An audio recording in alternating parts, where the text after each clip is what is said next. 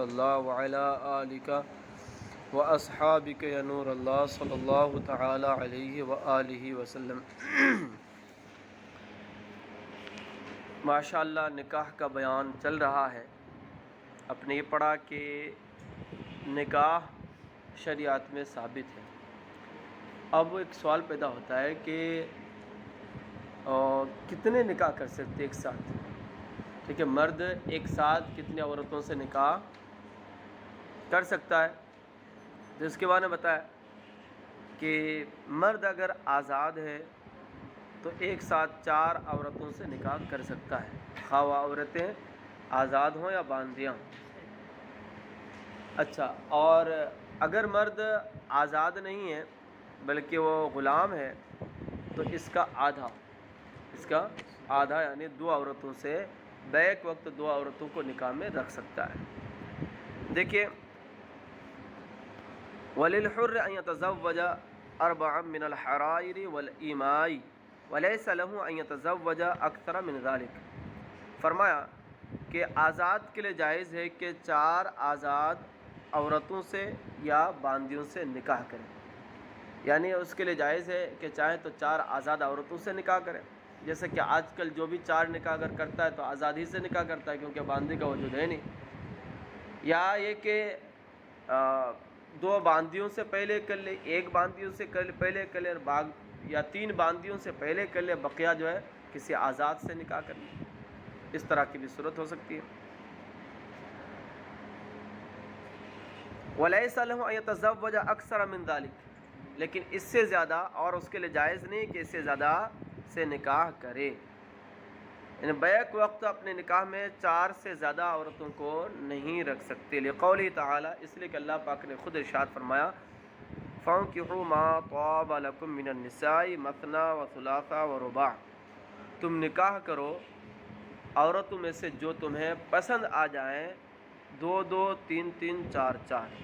ٹھیک ہے، دیکھو یہاں پر 2 2 3 3 4 4 کی صراحت کی ہے، قرآن پاک میں صراحت کی گئی ہے، اور جس انداز میں صراحت کی گئی ہے اس کا عرفاً تقاضا یہ ہے کہ اس کے یعنی عرفاً اس سے یہ سمجھا جاتا ہے کہ جتنی عدد کا ذکر ہوا ہے، جتنی عدد کی صراحت ہوئی ہے، وہ اس سے زائد ممنوع ہو، اس سے زائد کیا ہو؟ ممنوع ہو عرفاً۔ ٹھیک ہے، یا یوں کہہ سکتے ہیں کہ قرآن پاک میں فرمایا گیا فَانكِحُوا، امر کا صیغہ استعمال کیا گیا، اور یہاں پر 2 چیزیں ہیں، ایک تعداد ہے، عدد ہے کہ 2 2 3 3 4 4، ٹھیک ہے، اور دوسری چیز نفس نکاح ہے۔ تو اب یہ امر وجوب کا تقاضا کرتا ہے، تو اس وجوب کو ہم کس کی طرف پھیریں گے؟ یا تو نفس نکاح کی طرف یا عدد کی طرف۔ نفس نکاح کی طرف تو پھیر نہیں سکتے کیونکہ نکاح کرنا مطلقاً واجب نہیں ہے، ٹھیک ہے، مطلقاً نکاح کرنا ہر حالت میں کیا واجب نہیں ہے، بلکہ بعض حالات میں نکاح کرنا سنت ہے، ٹھیک ہے، مباح ہے، یہ صورتیں ہوتی ہیں۔ لہٰذا فَانكِحُوا میں جو امر کا صیغہ ہے، اس کا تقاضا جو ہے وجوب، اس کو ہم نفس نکاح کی طرف تو پھیر نہیں سکتے، تو لا محالہ اس کو تعداد کی طرف ہی پھیرنا پڑے گا، اور کہنا یہ ماننا پڑے گا کہ یہاں پر جو ہے 4 عورتوں کے صراحت ہے، تو اب 4 کے علاوہ کسی 5ویں سے نکاح نہیں کر سکتے۔ دیکھیں،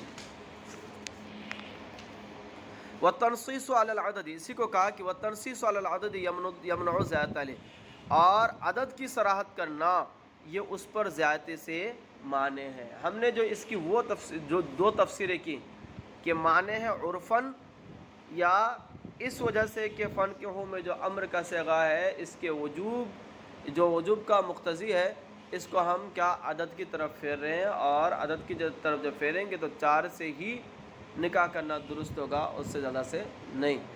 یہ ہم نے تفسیر اور وضاحت اس لیے کی کہ قاعدہ یہ ہے کہ کسی شے کی صراحت کرنا خواہ وہ عدد ہو یا غیر عدد، یہ اس کے ماوراء کی نفی کا تقاضا نہیں کرتی ہے، یعنی کہ ان تنصیص بالشیء لا یقتضی نفی ما عداہ عددا کان او غیرہ، اس بنیاد پر ہمیں یہ تفسیر کرنے کی حاجت پڑی۔ والتنصیص علی العدد یمنع الزیادۃ، اور عدد کی صراحت کرنا یہ اس پر زیادتی سے مانے ہیں۔ وقال شافعی، اور امام شافعی رحمۃ اللہ تعالی نے فرمایا لا يتجوز الا امۃ واحدہ۔ اس بارے میں امام شافعی رحمۃ اللہ تعالی کا اختلاف ہے کس سلسلے میں کہ اگر کوئی شخص یعنی کوئی مرد باندیوں سے نکاح کرتا ہے تو کیا ایک ساتھ وہ 4 باندیوں سے نکاح کر سکتا ہے یا نہیں؟ تو اس میں امام شافعی علیہ رحمہ کا اختلاف ہے۔ وہ فرماتے ہیں کہ 4 باندیوں سے نکاح یعنی ایک سے زائد باندیوں سے نکاح نہیں کر سکتا، ایک سے زائد باندیوں سے نکاح نہیں کر سکتا۔ ہمارے یہاں کیا ایک سے زائد کیا 4 باندیوں سے نکاح کر سکتے ہیں ایک ساتھ، اگر اس کا وجود ہو تو۔ ان کی دلیل وہی ہے جو اس سے پہلے آپ پڑھ چکے ہیں کہ باندیوں سے نکاح کا جواز یہ امر ضروری ہے، ضرورت کے تحت باندیوں سے نکاح کرنا جائز قرار دیا گیا ہے، اور ضرورت جو ہے ایک باندی سے پوری ہو جاتی ہے، لہٰذا ایک سے زائد باندیوں سے نکاح کرنا جائز نہیں ہوگا۔ یعنی باندیوں سے نکاح کا جواز ہر حالت میں نہیں ہے، بلکہ اس صورت میں ہے جب کہ وہ کیا کہتے ہیں کہ آزاد سے نکاح کرنے پر قدرت نہ ہو، تو کیا ہے ان کے نزدیک ایک باندی سے نکاح کر سکتے ہیں، کیونکہ ایک سے ضرورت پوری ہو جاتی ہے۔ لِأَنَّهُ ضروری، کیونکہ باندیوں سے نکاح کرنے کا حکم یا نکاح کرنے کا جواز ان کے نزدیک امر ضروری ہے، اور ہمارے نزدیک کوئی امر ضروری نہیں ہے، بلکہ کیا یہ مطلقاً اس کا جواز ثابت ہے۔ وَالْحُجَّةُ عَلَيْهِ مَا تَلَوْنَا، اور ان کے خلاف حجت دلیل وہ آیت کریمہ ہے جس کی ہم نے تلاوت کی۔ قرآن پاک نے فرمایا فَانكِحُوا مَا طَابَ لَكُم مِّنَ النِّسَاءِ مَثْنَىٰ وَثُلَاثَ وَرُبَاعَ، تم عورتوں میں سے جن سے چاہو نکاح کرو، 2 2 3 3 4 4، ٹھیک ہے۔ تو یہاں پر دیکھ لیجئے نساء کا لفظ لایا جو مطلق ہے، جو یہ کیا ہے باندی کو بھی شامل ہے اور کیا آزاد کو بھی شامل ہے، لہٰذا جس طرح مرد آزاد 4 عورتوں سے نکاح کر سکتا ہے، اسی طرح کیا باندیوں سے بھی 4 باندیوں سے بھی نکاح کر سکتا ہے۔ اِذِ الْأَمَةُ الْمَنْكُوحَةُ يَنْتَظِمُهَا اسم النساء کما فی الظہار، اس لیے کہ امت منکوحہ کو بھی اِذِ الْأَمَةَ الْمَنْكُوحَةَ يَنْتَظِمُهَا اسم النساء، کیونکہ قرآن پاک کی آیت کریمہ میں من النساء کا جو لفظ ہے یہ منکوحہ باندی کو بھی شامل ہے، کما فی الظہار، جیسا کہ زہار کی آیت کریمہ میں ہے۔ زہار کی آیت کریمہ میں کیا ہے؟ الذین یظاہرون منکم، کیا ہے؟ من النساء، یا اس قسم کا لفظ ہے، ٹھیک ہے۔ الذین یظاہرون،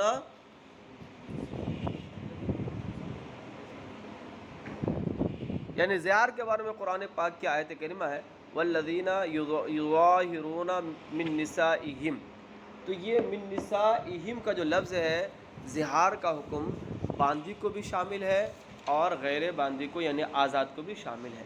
یعنی مطلب یہ ہے کہ اگر کوئی شخص زہار کرتا ہے تو زہار پر جو کفارہ کا حکم ہے وہ اگر آزاد عورت سے زہار کرے، آزاد بیوی سے زہار کرے پھر بھی کفارہ لازم آتا ہے، اور باندی سے زہار کرے پھر بھی کفارہ لازم آتا ہے۔ تو قرآن پاک کی آیت کریمہ میں جہاں پر زہار کا حکم نازل فرمایا، وہاں النساء کا لفظ جس طرح آزاد اور باندی سب کو شامل ہے، اسی طرح یہاں پر بھی کیا ہوگا، آزاد اور باندی سب کو شامل ہے۔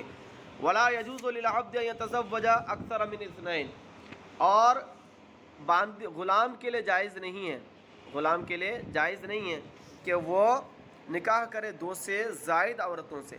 وقال مالک یجوز، اس بارے میں امام مالک رحمۃ اللہ تعالیٰ علیہ کا اختلاف ہے۔ آپ فرماتے ہیں کہ جس طرح آزاد کے لیے 4 عورتوں سے نکاح کرنا جائز ہے، اسی طرح غلام کے لیے بھی 4 عورتوں سے نکاح کرنا جائز ہے۔ کیوں؟ اس لیے کہ نکاح کے معاملے میں یہ غلام بھی آزاد کی طرح ہے۔ کیوں؟ اس بنیاد پر کہ یہ جو ہے نا نکاح، ملک نکاح، یہ آدمیت کے خواص میں سے ہے، ٹھیک ہے۔ کیا ہے؟ آدمیت کے خواص میں سے، انسان ہونے کی وجہ سے انسان کو کیا ہوتا ہے، نکاح کرنے کا حق حاصل ہوتا ہے۔ انسان آدمی ہونے کی وجہ سے کیا ہوتا ہے، اس کو نکاح کرنے کا حق حاصل ہوتا ہے. جب آدمیت کی وجہ سے نکاح کرنے کا حق حاصل ہوتا ہے تو آدمی آزاد بھی ہے اور غلام بھی ہے. رقیت کا اثر اس میں نہیں ہوتا ہے. جو حقوق آدمیت کی وجہ سے حاصل ہوتے ہیں وہ اس میں کیا رقیت کا اثر نہیں ہوتا ہے. لہٰذا کیا ہوگا, ان کو بھی رقیت کا اثر نہیں ہوگا. ٹھیک ہے, اور یہ بھی 4 سے نکاح کرنا اس کے لیے بھی درست ہوگا. فرماتے ہیں وقال مالک, اور امام مالک رحمہ اللہ فرماتے ہیں یجوز, جائز ہے, غلام کے لیے بھی جائز ہے کہ 2 سے زائد سے نکاح کرے. لأنہ فی حق النکاح, اس لیے کہ نکاح کے حق میں وہ بمنزلۃ الحر, آزاد کے منزل میں ہے, آزاد کے منزل میں. حتی ملکہ بغیر اذن المولا, یہاں تک کہ وہ نکاح کا مالک ہوتا ہے, یعنی نکاح کر سکتا ہے آقا کی اجازت کے بغیر, آقا کی اجازت کے بغیر. وہ اس پہ چھوٹ ہے, اس کے لیے آزاد ہے وہ اس بارے میں. لہٰذا کیا ہوگا, اس کو 2 سے زائد سے نکاح کرنا اس کے لیے بھی جائز ہوگا. ولنا, اور ہماری دلیل کہ ان الرق منصف, رق منصف نعمت بھی ہے, منصف عقوبت بھی ہے. فیتزوج العبد اثنتین, تو غلام 2 ہی سے نکاح کرے گا اور آزاد 4 سے نکاح کرے گا, کیونکہ 4 کا آدھا 2 ہی ہوتا ہے, 4 کا آدھا 3 تو ہوتا نہیں ہے. ٹھیک ہے, اظہار لشرف الحریت, حریت کی شرافت کو, حریت کے مقام کو ظاہر کرتے ہوئے. فَإِن طَلَّقَ الْحُرُّ إِحْدَى الْأَرْبَعِ طَلَاقًا بَائِنًا لَمْ يَجُزْ لَهُ أَن يَتَزَوَّجَ رَابِعَةً حَتَّى تَنْقَضِيَ عِدَّتُهَا. اب یہاں پر جو ہے نا, جب یہ پتہ چل گیا کہ 4 عورتوں سے ہی نکاح کر سکتے ہیں تو اس پر ایک جزیہ پیش کر رہے ہیں, اس پر ایک جزیہ پیش کر رہے ہیں مزید وضاحت کے لیے. فرماتے ہیں بس اگر آزاد نے طلاق دیا, آزاد نے 4 بیوی میں سے ایک کو طلاق بائنہ دی, اس کے لیے جائز نہیں ہے کہ نکاح کرے مزید 4تھی سے, یعنی مطلب جو 5ویں سے نکاح کرنا اس کے لیے کیا جائز نہیں ہے. حتی تنقضی عدتها, اس کو 4تھی اس لیے کہا کہ بھائی یہ تو گئی, طلاق ہو چکی ہے تو وہ 4تھی ہوگی جو ہوگی, کیونکہ 5ویں تو جائز ہے نہیں, یہاں تک کہ اس کی عدت گزر جائے. وفیہ خلاف الشافعی, اس میں امام شافعی علیہ الرحمہ کا اختلاف ہے, اور یہ اختلاف وہی ہے جو اس سے پہلے آپ نے پڑھا ہوا ہے کہ 2 بہنوں کو نکاح میں جمع کرنا جائز نہیں ہے. اب اس میں ایک دوسرا مسئلہ آیا تھا کہ ایک بہن نکاح میں پہلے سے تھی, اس کو طلاق بائنہ دے دی, تو کیا اس کی عدت کے اندر دوسری بہن سے نکاح کر سکتے ہیں یا نہیں. تو اس میں اختلاف بیان کیا گیا تھا کہ امام شافعی کے نزدیک کر سکتے ہیں اور ہمارے نزدیک نہیں کر سکتے. ان کی دلیل یہی ہے کہ جب طلاق بائنہ دے دی تو وہ نکاح میں رہی نہیں, نکاح سے نکل گئی. جب نکاح سے نکل گئی تو پھر ایسی صورت میں دوسرے سے نکاح کرنا, یعنی اس کے بہن سے نکاح کرنا جائز ہوگا, کیونکہ جمع بین الاخت لازم نہیں آیا. تو اسی طرح یہاں پر بھی کہیں گے کہ 4 عورتیں اس کی نکاح میں تھی, 4تھی کو اس نے طلاق دے دی, طلاق بائنہ دی اور طلاق بائنہ کی عدت گزار رہی ہے, تو اب یہ دوسری کسی عورت سے نکاح کر سکتا ہے یا نہیں. تو امام اعظم کے نزدیک نہیں کر سکتا, اور امام شافعی علیہ الرحمہ کے نزدیک کر سکتا ہے. ان کے نزدیک اس لیے کر سکتا ہے کہ 4تھی نکل چکی نکاح سے, تو اب جو آئے گی یہ 4تھی بنے گی. ٹھیک ہے, اور ہمارے ذکر اس لیے نہیں کر سکتے ہیں کہ بھئی عورت جو ہے طلاق بائنہ سے جب تک عدت میں ہوتی ہے بالکلیہ نکاح سے نہیں نکلتی ہے, بلکہ من وجہ نکاح میں ہوتی ہے, من وجہ نکاح سے نکل چکی ہوتی ہے. تو جب یہ من وجہ نکاح میں ہے تو آلریڈی گویا کہ 4 عورتیں اس کی نکاح میں موجود ہیں. جب 4 عورتیں نکاح میں موجود ہیں تو اگر اس کے علاوہ کسی سے کریں گے تو کیا ہوگا, یہ 5ویں ہوں گی, اور 5ویں عورت سے نکاح کرنا کیا یہ ناجائز و حرام ہے, اس لیے ہمارے سے نکاح نہیں کر سکتے. کرے وفی خلاف الشافعی, اور اس میں امام شافعی رحمۃ اللہ تعالی کا اختلاف ہے. وہو نظیر و نکاح الاخت فی عدت الاخت, اور یہ اختلاف اور دلائل وغیرہ یہ سب کے سب بہن کی عدت میں بہن سے نکاح کرنے کی نظیر ہے. قال وان تزوج حبلا من زنا جاز النکاح ولا يتوى حتى تضع حملها وهذا عند ابي حنیفہ و محمد وقال ابو یوسف النکاح فاسد. اب یہاں پر یہ مسئلہ ہے کہ اگر کسی شخص نے ایسی عورت سے نکاح کیا جو زنا کرنے کی وجہ سے کیا تھی, حاملہ تھی, زنا کرانے کی وجہ سے کیا تھی, وہ حاملہ تھی, تو اس سے نکاح کر سکتے ہیں یا نہیں. تو کہتے ہیں کہ نکاح جائز ہے, لیکن وطی نہیں کرے گا یہاں تک کہ وضع حمل نہ ہو جائے. وضع حمل کے بعد ہی وطی کر سکتا ہے. نکاح تو کر سکتا ہے حاملہ, زنا کی وجہ سے حاملہ عورت سے نکاح کر تو سکتے ہیں, مگر وتی نہیں کر سکتے ہیں وضع حمل تک، ٹھیک ہے۔ وَإِن تَزَوَّجَ حُبْلًا مِنْ زِنًا، اگر نکاح کیا کسی شخص نے ایسی حاملہ عورت سے جو زنا کی وجہ سے حاملہ ہے، جاز النکاح، تو نکاح جائز ہے، ولا یطوها، اور اس سے وطی نہیں کرے گا، حتی تدعا حملها، یہاں تک کہ اپنا وضع حمل کر لے۔ وهذا عند ابی حنیفہ و محمد، یہ قول امام اعظم ابو حنیفہ علیہ رحمہ اور امام محمد کا ہے۔ وقال ابو یوسف النکاح فاسد، نکاح فاسد، امام ابو یوسف نے فرمایا، یعنی ہمارے ائمہ احناف کے مابین اختلاف ہو گیا کہ حاملہ جو زنا کرانے کی وجہ سے حاملہ ہے، کیا اس عورت سے نکاح کر سکتے ہیں یا نہیں کر سکتے ہیں؟ تو طرفین کا مذہب یہ ہے کہ نکاح کر سکتے ہیں لیکن وطی وضع حمل تک نہیں کر سکتے، اور امام ابو یوسف رحمۃ اللہ تعالی نے فرمایا کہ نکاح فاسد ہے، نکاح نہیں کر سکتے، فاسد ہے باطل ہے، دونوں ہم معنی ہے۔ نکاح کے بعد میں فاسد اور باطل کے مابین کوئی فرق نہیں ہے۔ ہاں البتہ باب بیع میں، بیع کا بیان پڑھیں گے انشاءاللہ، تو اس میں پڑھیں گے کہ وہاں پر بیع باطل اور بیع فاسد کے مابین ڈفرینس اور فرق ہے۔ وَإِنْ كَانَ الْحَمْلُ ثَابِتَ النَّسَبِ فَالنِّكَاحُ بَاطِلٌ بِالْإِجْمَاعِ، یہ تو اس صورت میں کہ زنا کی وجہ سے حاملہ تھی، اور اگر ثابت النسب حاملہ ہو، یعنی وہ عورت ایسی حاملہ ہو کہ اس کی حمل کا نسب کسی مرد سے ثابت ہے، ٹھیک ہے، کہ اس کے حمل کا نسب کیا ہے، کسی مرد سے ثابت ہے، تو اس سے نکاح کرنا جائز نہیں ہے، ٹھیک ہے۔ فَالنِّكَاحُ بَاطِلٌ بِالْإِجْمَاعِ، بالإجماع باطل ہے۔ مثال کے طور پر وہ کسی کی بیوی ہے، یا ہے کہ اس نے کسی نے طلاق دے دی ہے اور اس کی وجہ سے حمل میں ہے، ٹھیک ہے، تو طلاق دی ہے اور حمل میں ہے، تو 2 سال تک اگر طلاق کے بعد اگر 2 سال کے اندر کوئی بچہ پیدا ہوتا ہے تو اس کا نسب کیا ہوتا ہے؟ ہاں، طلاق دینے والے شوہر سے اس کا نسب ثابت ہوتا ہے، تو یہ کیا ہوگا؟ ثابت النسب کی صورت ہے۔ لہٰذا کسی شخص نے کسی کو طلاق دی اور کوئی شخص اس کی وجہ سے وہ حاملہ تھی، ٹھیک ہے، 2 سال کے اندر حاملہ تھی، ٹھیک ہے، اب اس سے کوئی شخص نکاح کرنا چاہتا ہے تو نکاح نہیں کر سکتا، ٹھیک ہے بھائی۔ اچھا، وَإِنْ كَانَ الْحَمْلُ ثَابِتَ النَّسَبِ، اور اگر حمل ثابت النسب فَالنِّكَاحُ بَاطِلٌ بِالْإِجْمَاعِ، تو نکاح کیا ہے؟ بالإجماع باطل ہے۔ اب اختلافی مسئلے کی دلیل پیش کر رہے ہیں، اختلافی مسئلے کی دلیل پیش کی جا رہی ہے۔ لابی یوسف، امام ابو یوسف رحمۃ اللہ تعالی علیہ کی دلیل، ان الامتناع فی الاصل لحرمت الحمل، کہ امتناع اصل میں، اصل سے مراد کیا ہے؟ ثابت النسب، اصل سے مراد کیا ہے؟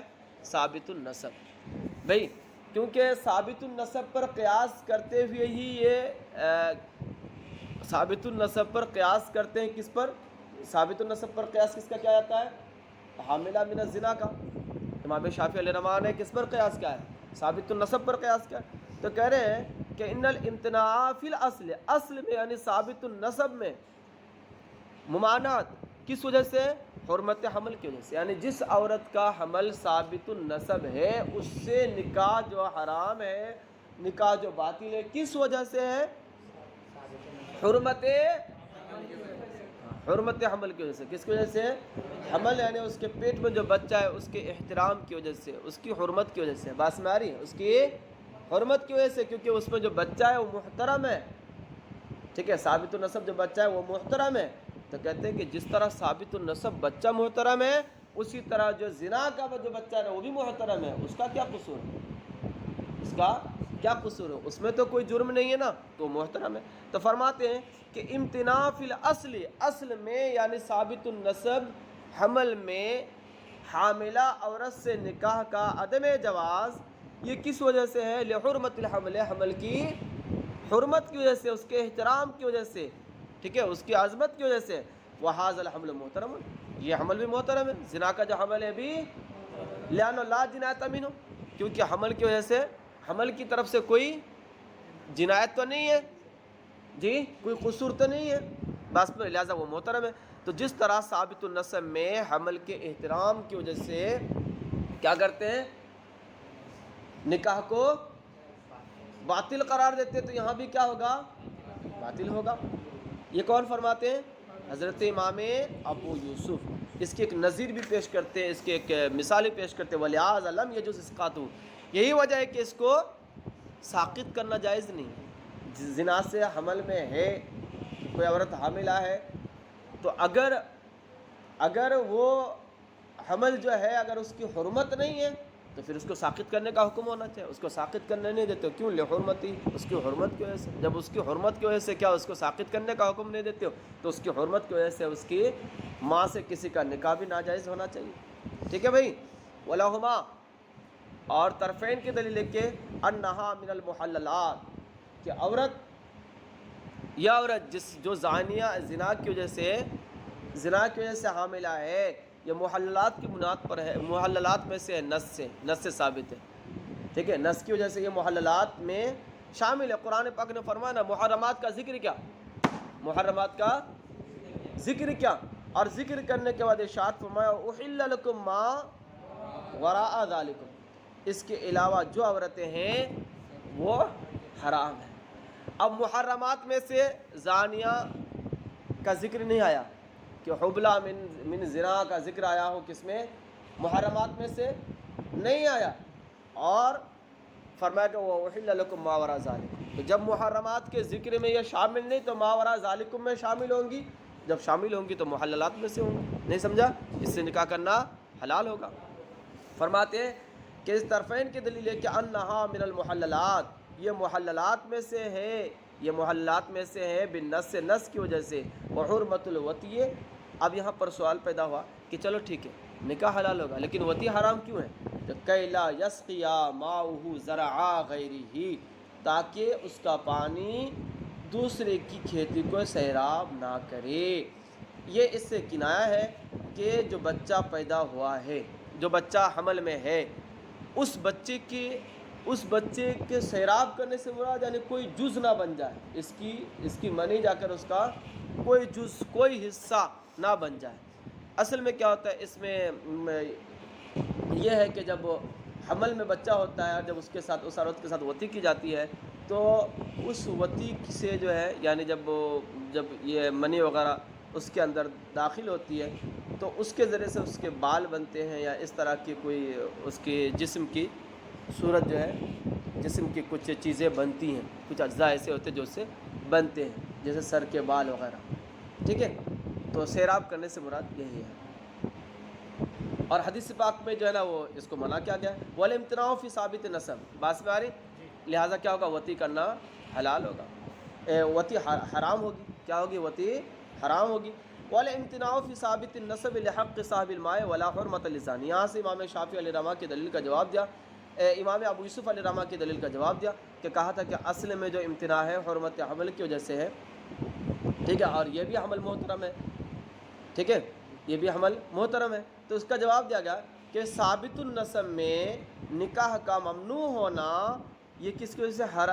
حمل کے احترام کی وجہ سے نہیں ہے، بلکہ صاحب ماں کی حق کی وجہ سے ہے، صاحب ماں کی حق کی وجہ سے ہے، کیونکہ یعنی جس کا نطفہ ہے اس کے حق کی وجہ سے ہے، کہ کہیں یہ نہ ہو جائے کہ اس کا نطفہ اس کے پیٹ میں ہے، جی اچھا پیٹ میں ہے، تو پھر ایسی صورت میں لازم آئے گا کہ اس نے جو ہے نا دوسرے کے پانی سے اس کی سیرابی ہو، اس کے کچھ اجزاء وغیرہ بنے، اس کی بنیاد پر کیا ممنوع ہے۔ تو صاحب حق کی وجہ سے کیا ہے؟ ثابت النسب میں امتناع صاحب ماں کے حق کی وجہ سے ہے۔ ولا حرمت للزانی، اور زانی کی کوئی حرمت نہیں ہے، زانی کی کوئی حرمت نہیں ہے، لہٰذا کیا کیا جائے گا؟ یہاں اس عورت سے نکاح کرنا جائز ہے۔ فَإِن تَزَوَّجَ حَامِلًا مِنَ الصَّبْيِ فَالنِّكَاحُ فَاسِدٌ۔ اب یہاں پر ایک مسئلہ بیان کیا جا رہا ہے جو اسی پر متفرع ہے۔ میں نے کہا تھا نا کہ ثابت النسب اگر ہو، ثابت النسب اگر ہو زنا سے حاملہ جو ہے تو اس کے ساتھ وطی جائز ہے، اس کے ساتھ یہ نکاح جائز ہے، اس کے ساتھ نکاح جائز ہے، لیکن اگر ثابت النسب حمل ہے تو اس کے ساتھ نکاح جائز نہیں ہے۔ اس کی ایک نظیر پیش کریں، فَإِن تَزَوَّجَ حَامِلًا مِنَ الصَّبْيِ، پس اگر کسی قیدی ہو کر آنے والے عورت، حاملہ عورت سے نکاح کیا، یعنی دارالحرب سے دارالاسلام کی طرف کوئی عورت آئی کیا کر کے؟ قیدی ہو کر اور وہ حاملہ تھی، قیدی ہو کر اور وہ حاملہ تھی، تو ایسی صورت میں جو ہے اس سے نکاح کرنا فاسد ہے، اس حاملہ سے نکاح کرنا، یعنی کوئی عورت دارالحرب سے قیدی ہو کر کے دارالاسلام میں آئی اور وہ حاملہ تھی تو اس سے نکاح کرنا جائز نہیں ہے، فاسد ہے۔ کیوں؟ لأنہ ثابت النسب، اس لیے کہ یہ کیا ہے؟ ثابت النسب ہے۔ فإن تزوج حاملا من الصبی، بس اگر نکاح کیا کسی شخص نے ایسی حاملہ عورت سے جو مقید ہو کر، یعنی حال یہ کہ وہ قیدی ہو کر آئی ہے، فالنکاح فاسد، تو نکاح فاسد ہے، لأنہ ثابت النسب، اس لیے کہ اس کا حمل ثابت النسب ہے۔ دراصل یہ ہے کہ جو دارالحرب سے آئی ان کے حالت سے غالب یہی ہے کہ ان کا نکاح ہو چکا ہوگا، حالت کفر میں دارالحرب میں اس کا نکاح ہوا ہوگا، اور جو نکاح اس کے طریقے پر حالت مسلمان ہونے سے پہلے جو نکاح کافر کا ان کے اپنے مذہب کے مطابق ہوتا ہے، ٹھیک ہے، تو اس نکاح سے بھی کیا ہوتا ہے؟ نسب کا ثبوت ہوتا ہے۔ تو اب جو یہ عورت آئی دارالحرب سے حاملہ ہو کر، دارالحرب سے کوئی عورت قیدی ہو کر آئی اور اس حالت میں آئی کہ اس کا وہ حاملہ تھی، تو اگرچہ اس میں زنا کا احتمال ہے کہ وہ زانیہ رہی ہو، ٹھیک ہے، مگر ایک کہ اکثر و بیشتر اس کے حالت سے غالب یہی ہے کہ وہ لوگ بھی نکاح کرتے ہیں تو نکاح کر کے ہی آئی ہوگی، لہٰذا یہاں پر جو ہے اس سے وہ نکاح کرنا کیا ہوگا؟ جائز نہیں ہوگا۔ کیوں؟ اس لیے کہ یہ عمل ثابت النسب ہے۔ صلو علی الحبیب صلی اللہ تعالی علی محمد صلی اللہ تعالی علیہ وآلہ وسلم۔ الصلاۃ والسلام علیکم رسول اللہ۔